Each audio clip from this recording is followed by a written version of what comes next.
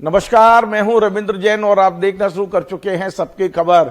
मध्य प्रदेश के सागर जिले के डिस्ट्रिक्ट जज अरुण सिंह जी 31 जनवरी को रिटायर हुए हैं और रिटायरमेंट के बाद अब उन्होंने अपना शेष जीवन भगवान राम की भक्ति में लीन रहने के लिए तय कर दिया है। और यही नहीं, वे भगवान राम के आदर्शों को नई पीढ़ी को बताने के लिए, जन जन को बताने के लिए अब व्यासपीठ पर बैठकर प्रवचन भी करेंगे। यद्यपि वे पहले भी प्रवचन करते रहे हैं, लेकिन डिस्ट्रिक्ट जज के रिटायर होने के बाद जिस तरह उन्होंने राम की भक्ति दिखाई है, जिस तरह उन्होंने अपनी बात कही है, उनका साफ कहना है कि यदि आपको मोक्ष चाहिए तो जगत का कल्याण तो आपको करना पड़ेगा। ऐसी कई चीजें हैं जो अरुण सिंह जी लगातार भगवान राम के बारे में, समाज के बारे में, कर्मों के बारे में जिस तरह का आध्यात्मिक रुझान उनका हो रहा है, उसे बाकी लोग एप्रिशिएट कर रहे हैं, पसंद कर रहे हैं। सागर में तमाम सारे डिस्ट्रिक्ट जज आए गए, लेकिन जिस तरह लोगों ने अरुण सिंह जी को हाथों हाथ लिया है, उनका सम्मान किया है, उनके रिटायरमेंट के बाद उन्हें जो सम्मान मिल रहा है, ऐसा बहुत कम होता है। सागर में हमारे ब्यूरो चीफ है विपिन दुबे जी ने उनके घर पहुंचकर उनसे तमाम सारे मुद्दों पर चर्चा की। उन्होंने धर्म पर चर्चा की, आध्यात्म पर चर्चा की, नई पीढ़ी पर चर्चा की, उन्होंने सामाजिक मुद्दों पर चर्चा की और अरुण सिंह जी ने बेबाकी से जवाब भी दिए हैं। अभी आजकल डिस्ट्रिक्ट जज को हम लोग प्रथम प्रधान न्यायाधीश भी कहने लगे हैं। तो ये जो अरुण सिंह जी है, ये 31 जनवरी को रिटायर हुए, जगह जगह उनका सम्मान हो रहा है। और मैं इंटरव्यू दिखाने से पहले बता दूं कि अरुण सिंह जी को रिटायर होने से पहले ही राम किंकर भारत भूषण सम्मान मिल चुका है। यानी भगवान राम की भक्ति में वे उस तरह से लगे हैं जैसे एक समय आपने सुना होगा राम किंकर जी महाराज जो जगह जगह प्रवचन किया करते थे, उनका स्मृति पुरस्कार अरुण जी को मिल चुका है। हमें सुनवाता हूं अरुण जी ने हमारे संवाददाता से क्या बात की। नमस्कार, मैं हूं विपिन दुबे और आप देख रहे हैं सबकी खबर। आज मैं एक ऐसी शख्सियत से आपको रूबरू करा रहा हूं जो सत्संग के माध्यम से समाज को, नवयुवा पीढ़ी को भगवान से जोड़ने का एक रास्ता बता रहे हैं, यानी सत्संग से मोक्ष का रास्ता बता रहे हैं। हम बात कर रहे हैं सागर के प्रथम प्रधान न्यायाधीश श्री अरुण सिंह जी की, जिन्हें राम किंकर भारत भूषण सम्मान से नवाजा जा चुका है और अयोध्या में विराजमान श्री राम के वो अनन्य भक्त हैं। तो आइए हम उनसे बात करते हैं। सर, आपको ये प्रेरणा कहाँ से मिली? हमें ओरछा में मेरी पोस्टिंग 1993 में थी, तो मैं ओरछा रामराजा सरकार के आकर्षण से बच नहीं पाया। मैं पहले बहुत ज़्यादा धार्मिक नहीं था, लेकिन वहाँ भगवान ने मुझे उनसे जुड़ने का अवसर मिला और सबसे बड़ा ईश्वर का अनुग्रह रहा कि उन्होंने मुझे निमित्त बना करके पूरे मंदिर का जीर्णोद्धार कराने का श्रेय दिया और लोगों को जोड़ने का श्रेय दिया।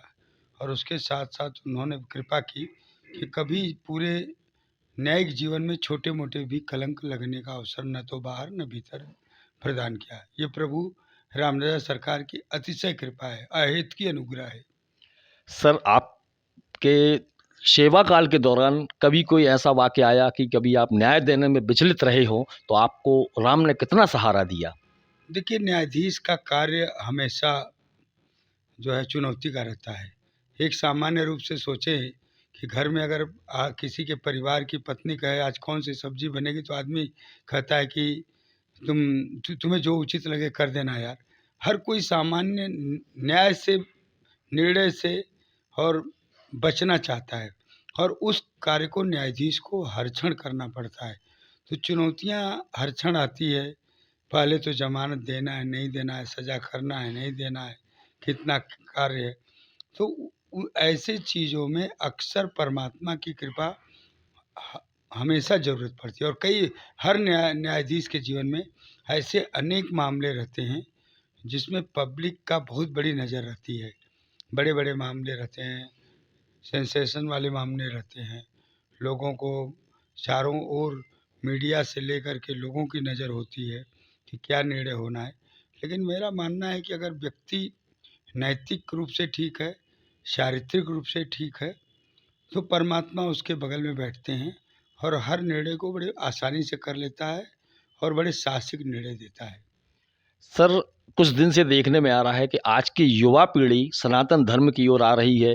जो पहले हम उम्र के लड़के होते थे वो थोड़े बिगड़ैल टाइप के होते थे, लेकिन कुछ दिन से देखने में आ रहा है कि नवयुवा पीढ़ी जो है वो धर्म के रास्ते पर आ रही है। तो इस संबंध में आपका और उन बच्चों के लिए, समाज के उन युवा पीढ़ियों के लिए क्या संदेश है?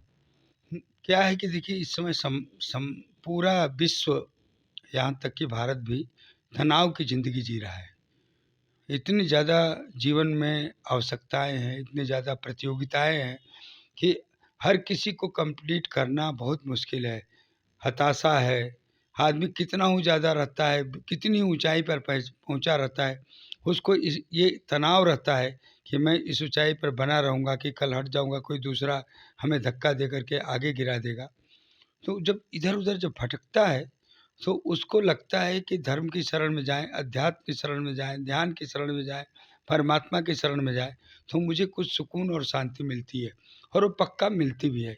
इसलिए लोग आकर्षित होकर के आते हैं। और दूसरा ये भी रहता है कि कुछ लोगों का प्रदर्शन की भी प्रवृत्ति रहती है, क्योंकि जानते हैं समाज में अगर आप धार्मिक आपकी रूप से आपकी अगर ख्याति है तो स्वाभाविक रूप से लोगों का विश्वास ज़्यादा मिलता है, लोग ज़्यादा उसके ऊपर विश्वास करते हैं, इसलिए कुछ उस कारण भी आते हैं।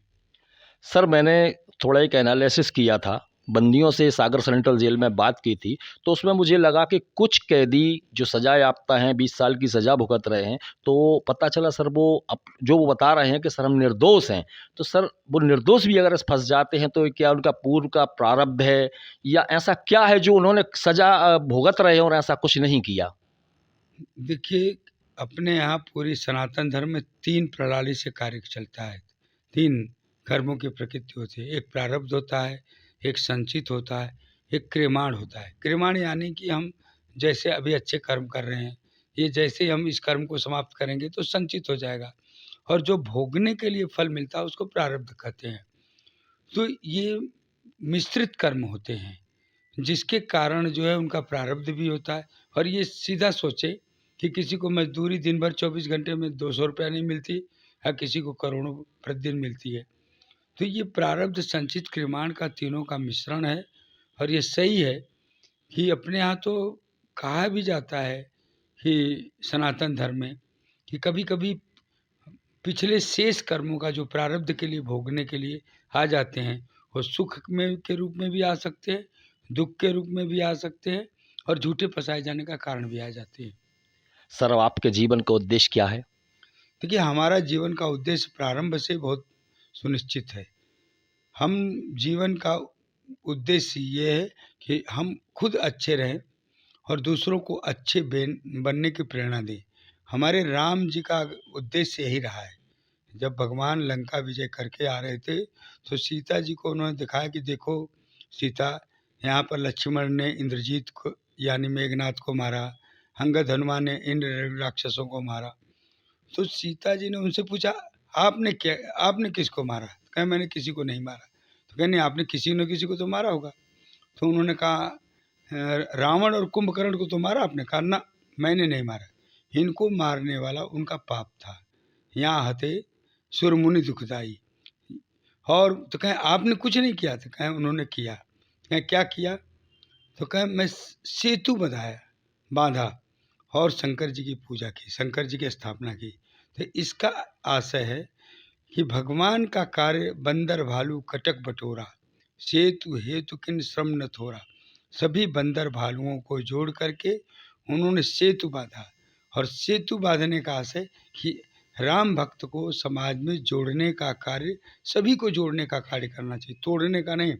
और शंकर जी की स्थापना का मतलब श्रद्धा विश्वास रूपणो भवानी शंकर मनो, विश्वास की स्थापना। हमें समाज में विश्वास की स्थापना करनी चाहिए। और ये कहा जाता है कि जीवन का ऋग्वेद कहता है कि आत्मने मोक्षार्थ जगत हिताय च। अगर आप मोक्षगामी बनना चाहते हैं तो जगत का हित करना पड़ेगा, और अगर जगत का हित करते हैं तो स्वाभाविक रूप से आप मोक्ष की तरफ आगे अपने यात्रा शुरू करते हैं। और वो राम जी के हिसाब से सारे लोगों को में विश्वास की स्थापना करके और जोड़ करके किया जा सकता है। मैं समझता हूँ यही मेरे प्रारंभ से पूरे सेवा काल का उद्देश्य रहा है, और आगे भी प्रभु की कृपा होगी तो यही उद्देश्य रहेगा। सर, मेरा अंतिम सवाल, कि अब समाज के लिए आपका क्या संदेश है? देखिए, समाज के लिए मेरा संदेश यही है कि समाज दो तरह से चलता है, नैतिकता और दंड। और नैतिक लोग अगर समाज में ज़्यादा रहेंगे तो दंड की व्यवस्था कम होगी। आज यहाँ पर हमारे यहाँ 5 करोड़ से ज़्यादा मामले हैं। राम राज्य की हम लोग बात करते, उसमें 1-2 मामले थे, वो भी भगवान ने उन फरियादियों से ही जो है न्याय का कार्य करा लिया। न पुलिस थी, न न्याय थी, न कोई किसी प्रकार की दंड व्यवस्था थी। तो अभी समाज में हमें जो भी अच्छे लोग हैं, विशेष करके जो चारित्रिक लोग हैं, उनको उनको जो निष्पक्ष नहीं रहना चाहिए, उनको केवल दृष्टा नहीं होना चाहिए, उनको समाज में अच्छे कार्य करने के लिए आगे बढ़ना चाहिए। और जब तक आगे नहीं बढ़ेंगे तब तक राम राज्य की कल्पना नहीं होगी, क्योंकि राम राज्य केवल कल्पना से नहीं, चरित्र से बनता है। और जब देश में चरित्र होगा तभी राम राज्य स्थापित होगा।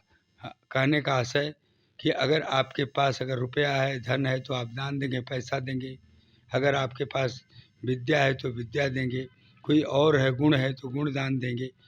लेकिन अगर आपके पास प्रसन्नता है और अच्छाइयाँ हैं तो स्वाभाविक रूप से आपके पास उन्हीं को दान देंगे, नहीं तो नकारात्मक वृत्ति, क्रोध, मोह, लोभ के रूप में दान देंगे, जिससे समाज नष्ट होगा।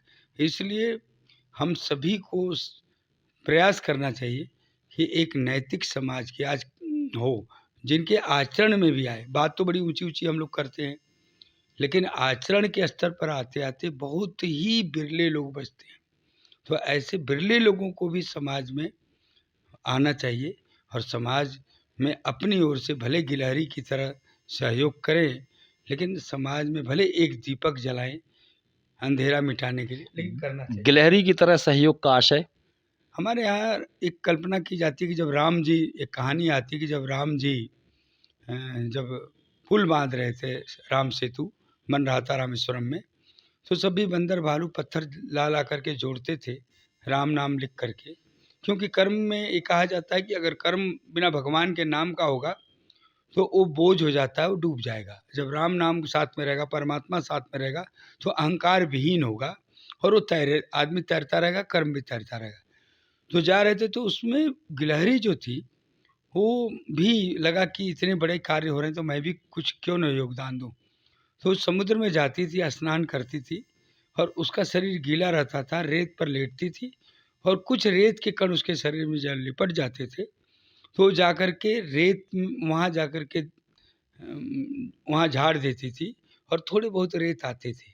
तो लोग हंसते थे बंदर भालू कि ये क्या करे, लेकिन परमात्मा की नज़र हर के ऊपर रहती है, तो परमात्मा के भाव देखते हैं। तो उन्होंने जब देखा कि गिलहरी ऐसा कर रही है, तो परमात्मा ने अपने पास बुला करके राम जी ने, कहा जाता है कि उसके ऊपर उन्होंने हाथ फेरा और हाथ फेरने से जो धारियाँ हैं वो कहा जाता है कि राम जी की आशीर्वाद की धारियाँ हैं।